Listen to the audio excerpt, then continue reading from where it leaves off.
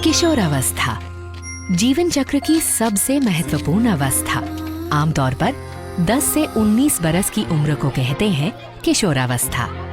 यूं तो हमारे शरीर में हर उम्र में बदलाव आते रहते हैं, लेकिन किशोरावस्था में बदलाव तेजी से आते हैं। इन्हीं बदलावों में से एक है माहवारी या मासिक धर्म। एक जैविकीय प्रक्रिया होने के बावजूद मासिक धर्म के रक्त को अशुद्ध माना जाता है और मासिक धर्म के दौरान किशोरी बालिकाओं व महिलाओं को पूजा, रसोई और अन्य स्थानों में जाने से मना किया जाता है। यही नहीं, सही जानकारी के अभाव में मासिक धर्म वाले दिनों में कई किशोरी बालिकाएं स्कूल जाना भी छोड़ देती हैं, जो हमारे लिए सबसे ज्यादा चिंता का विषय है। आज विज्ञान ने इन सभी धारणाओं को गलत साबित कर दिया है और हमें ये बताया है कि मासिक धर्म पूरी तरह से एक सामान्य और स्वस्थ जैविकीय प्रक्रिया है। इसलिए जरूरी है कि आप भी इस बारे में पूरी जानकारी लें और भ्रांतियों को दूर करें। माहवारी एक जैविकीय प्रक्रिया है। लड़कियों में मासिक धर्म की शुरुआत आमतौर पर 10 से 13 साल में शुरू होती है।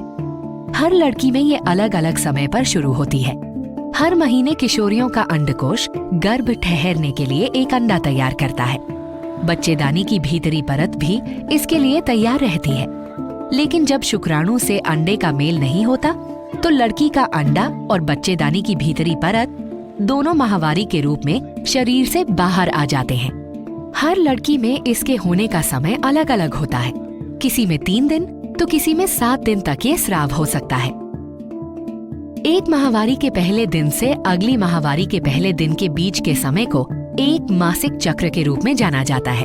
आमतौर पर यह 28 दिनों के लिए रहता है, लेकिन ये हर लड़की में अलग अलग हो सकता है। ये 22 से 45 दिन का भी हो सकता है, जिसमें चिंता की कोई बात नहीं।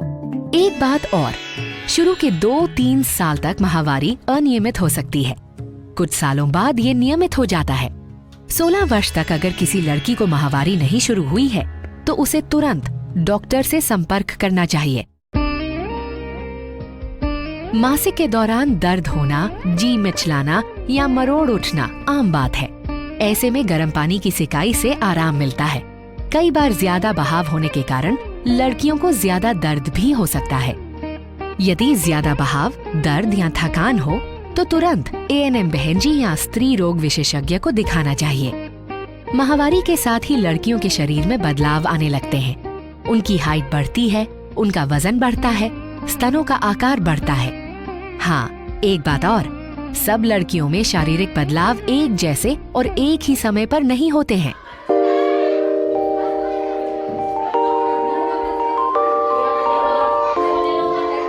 महल से अब आंगनवाड़ी केंद्रों, कन्या छात्रावासों में सैनिटरी पैड के विक्रय के लिए सैनिटरी नैपकिन वेंडिंग मशीन लगाई गई हैं, जहां से कोई भी बालिका या महिला सैनिटरी पैड खरीद सकती हैं।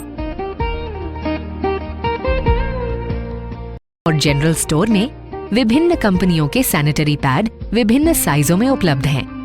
कई स्वयं सहायता समूह भी कम दाम पर अच्छी गुणवत्ता वाले सैनिटरी पैड तैयार कर विक्रय कर रहे हैं।